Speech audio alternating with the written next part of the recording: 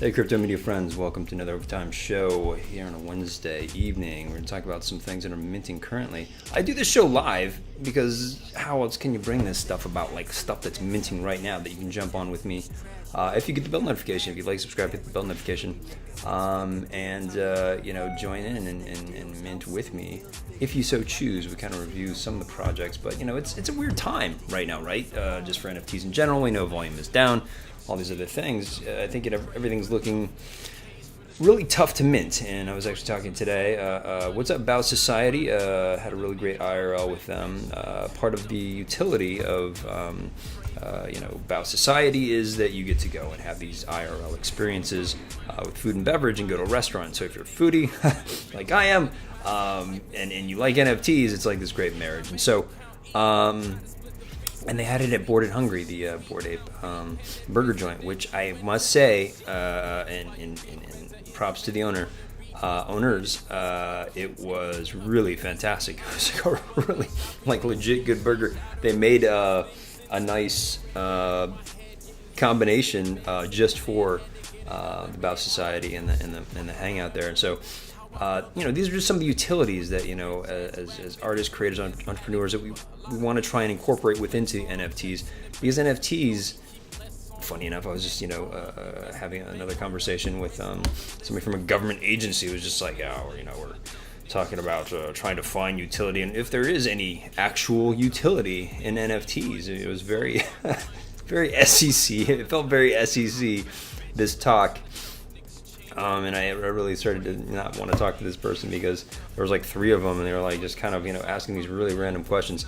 But, the point being is everyone's thirsty and hungry and looking for, this idea of utility. And you go into these Discords and you're like, hey, what's the utility? What do I do here? What can I do? I want to do it all. And I want to, get rich at the same time. Sometimes, market conditions, we can't control that stuff. And that's why we look at projects that have utility. We've often looked at projects throughout our history on this channel at things that are providing utility and and this is the thing, there's utility going and eating a burger, and then there's utility in terms of opportunity, and that's what I look for in projects like Oni, like Fiat Lux.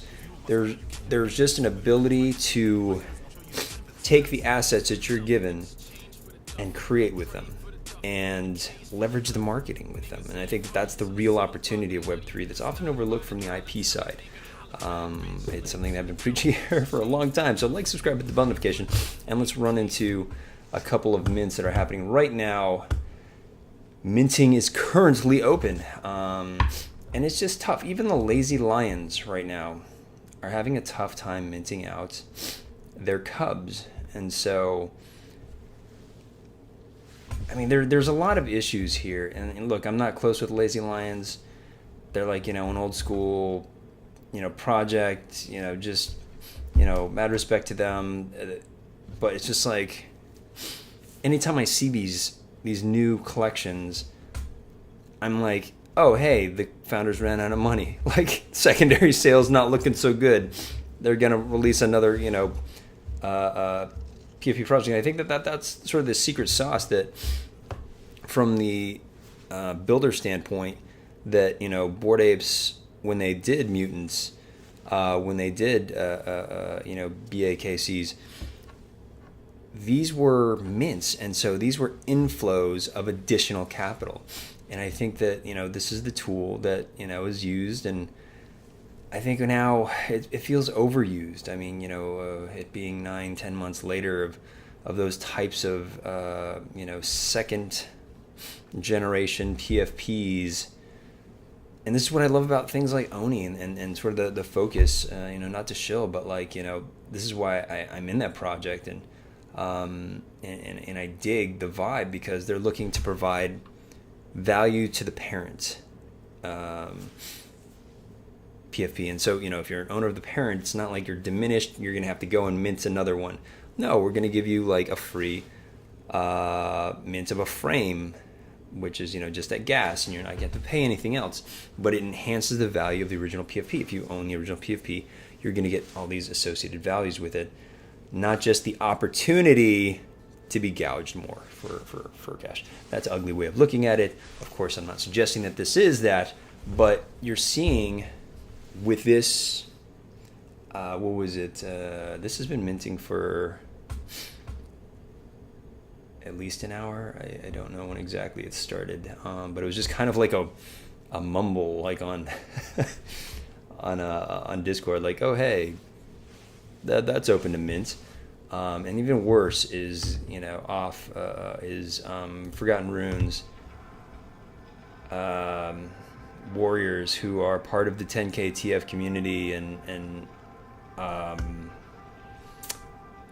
it just signals right now the market conditions, the hesitancy to rush into new mints, to embrace new mints, and you see currently right now the quote unquote blue chips seemingly rising in price. Now, obviously, with the fall off in ETH, we're looking at probably some equilibrium and sort of trade off of cost, but you definitely see the floor prices, although we don't look at that very much here at the show, as being relatively quote unquote stable. They look stable. They look somehow solidified, holding high ETH amounts and seeming more secure, and not as volatile, and so, because again, this is why I look a lot sometimes, we look at sort of the new mints, but we're also looking at a lot of the older projects in which to get back into. Where's the value now that they've found their groove and they found who they are as a project? And so Lazy Lions, they're trying to do some Lazy Lion Cubs. The sort of pre-reveals look super cute, on a mission to say the metaverse from destruction. And so they're just, they're currently minting. And, if you're part of the ecosystem, obviously you know about that. But they're younger versions of the Lazy Lions who have traveled to the past to stop Glitch from destroying the metaverse. Respect that they're trying to incorporate some storytelling into it. They're created by a Lazy Drink. It's kind of that potion, the elixir, many PFPs. There was just a whole, just right after, the mutants did their version of it, there were just so many iterations of bringing rarities through elixirs, bringing all these augmentations to the original PFP through an elixir of just, new art in a sense that could be added on and perceived as a bit more rare. Benefits can benefit by entering the Lazy Lion private island for the first time, or increasing their existing presence in our thriving community. Lazy Cubs also receive full ownership of their intellectual property, access, which is just so important these days, honestly, because this allows you entrance into exciting projects like 10KTF, and let's talk about them. Forgotten Runes, same thing, but Forgotten Runes, we're also talking about having a 0.6 mint price and a huge supply of 16,000. Obviously, these numbers they're thinking about and they're planning, you can tell this was done in a bull, right? They're like, oh gosh, we're going to be able to 16. Yeah, there's such demand here. And we're part of 10KTF. We're going to have a lot of demand. And you can max out at 20 if you can so squander the ETH. That's a lot of ETH. But, I'm not going to go too far into Forgotten Runes because they're really, I don't know, they're cool. I just really haven't had a chance to get into them too much, to be honest. It's a very deep world, it seems, but it's just surprising that they wouldn't change their total supply given the market conditions or even the price. So they're looking to raise a lot of money. This is a lot of money. So, but I think, this being a fairly somewhat established project, that's been growing through, these means of lore and character development are, they're cool. But at those prices, what is it that you're going to get, just as a collector, but also from, the sort of the creator standpoint. I look at it, I'm just like, okay, what are you going to do with 0.6 ETH? Let's bring this up if we can. Hold on. Oh, my calculator's not coming up with this thing. 6 and 3. I mean, we're talking 18. We're talking 18. No. 8 times 16, 363, 9, 6, and we'll say like 3,000 on a good day right now.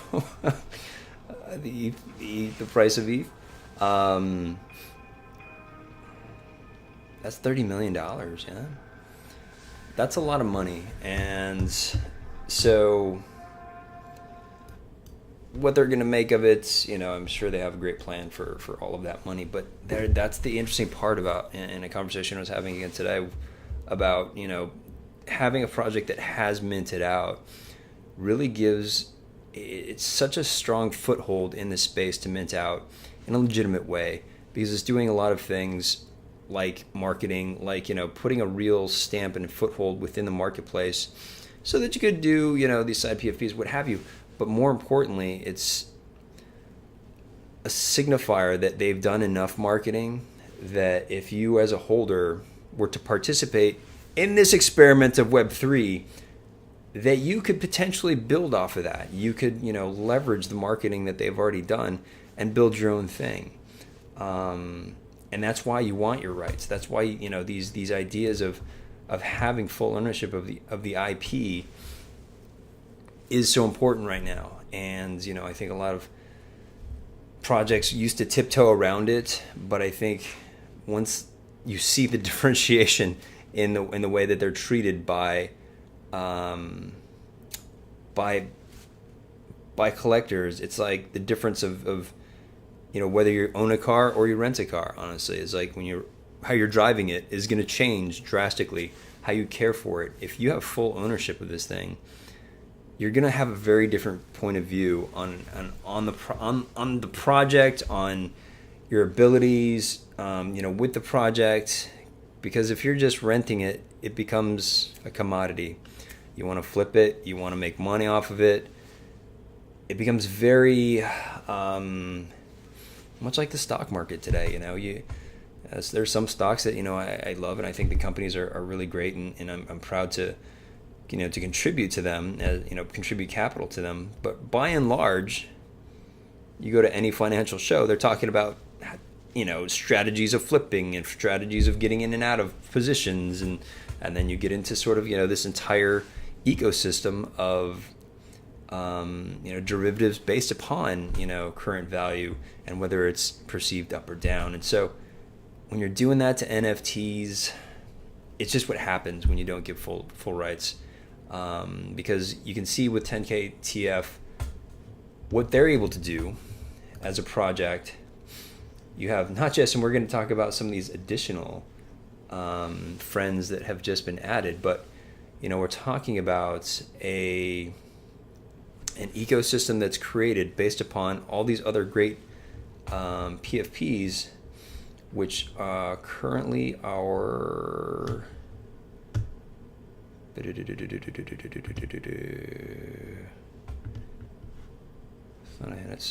create. Who can create?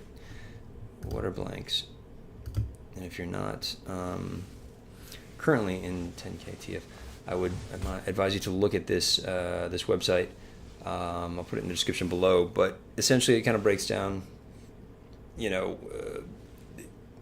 this idea of creating a business model that supports other projects that give you the rights.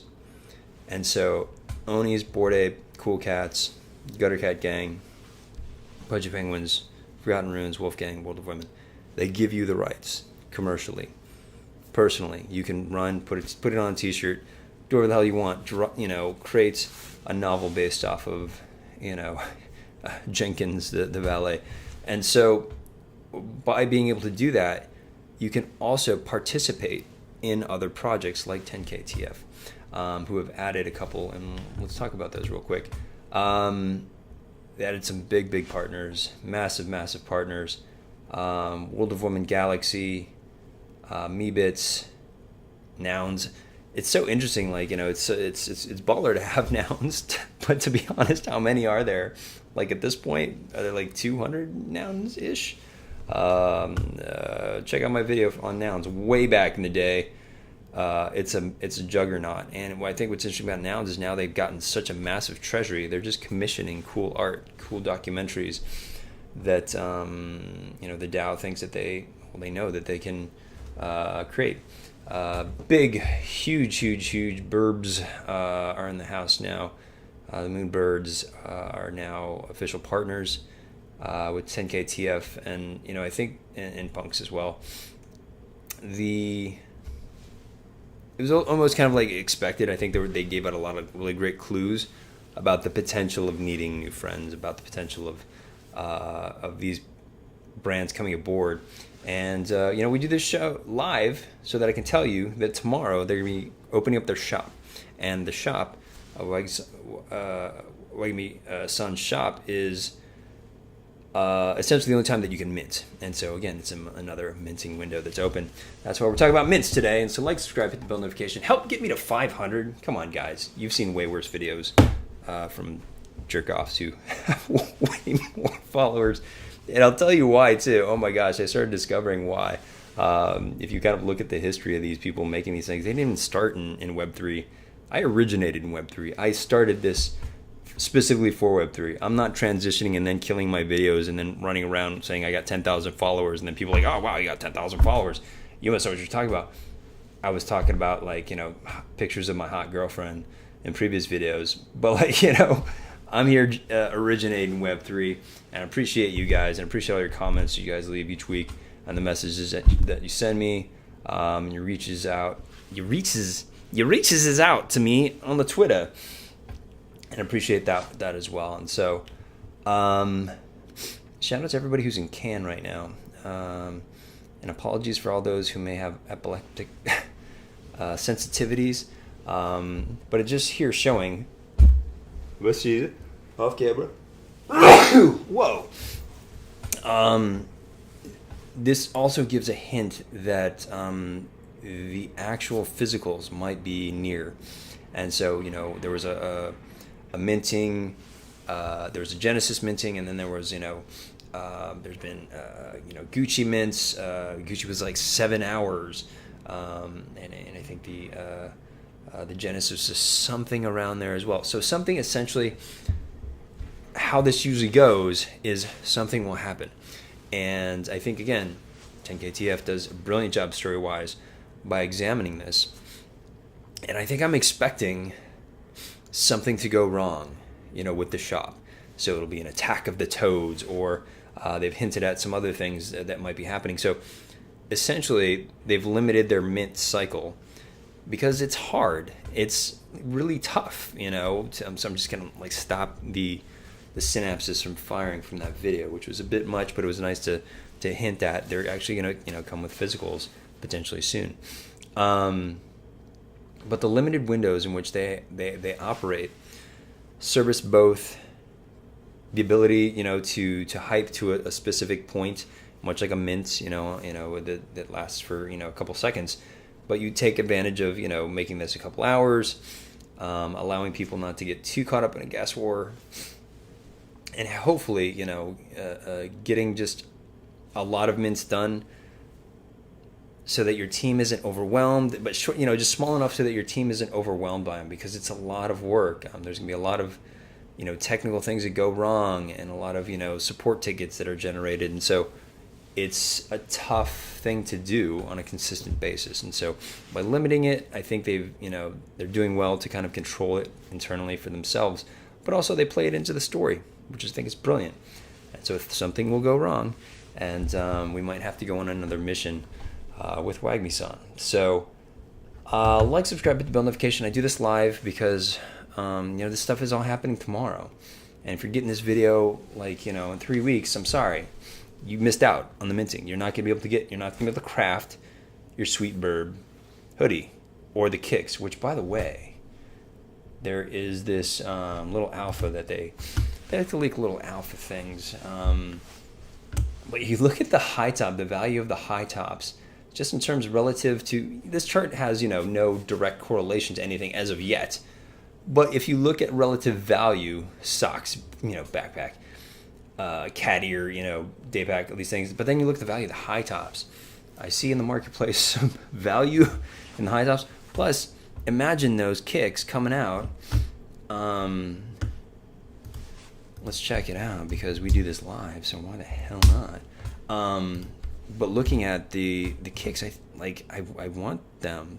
They're awesome. And if you're a sneakerhead, for me, it's much easier to imagine and understand the value of these sneakers. Even the Pudgy Penguin ones, I think are fun. Let's look at sneakers together, guys. Because there's some really dope ones. There's some amazing backpacks too. Kind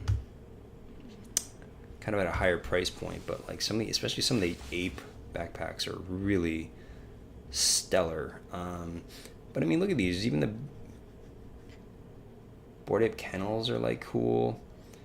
The Onis are just fresh. I mean, it has like the Oni colors and they're just really so vibrant. And you just can imagine like getting a pair of these kicks physically. Not just part of the thing. The white ones are just so freaking tight. Not a bad value at the moment, especially that at 0.75. So, I mean, relative to its importance within the TenKTF game, there does seem to be some significant value there, and how that's played out, with the story is fun and engaging, and so it's, I think right now just probably the one in the space that's operating at the highest level in terms of storytelling, and so I'm following it closely, and that's why I ask you to like, subscribe, and hit the bell notification, because I do it live so that we can be all on the same page together and take advantage of opportunities as they present themselves. Let me know if what you're minting, if you're minting the mitten in Michigan. Comment down below what you're minting currently, and I'll take a look, because it is just so tough right now to mint out. But it does say something about the value of the marketing of that project and the potential for that project to continue on, because clearly if you don't and you have problems and you have to limit and curtail it, not only are you saying, hey,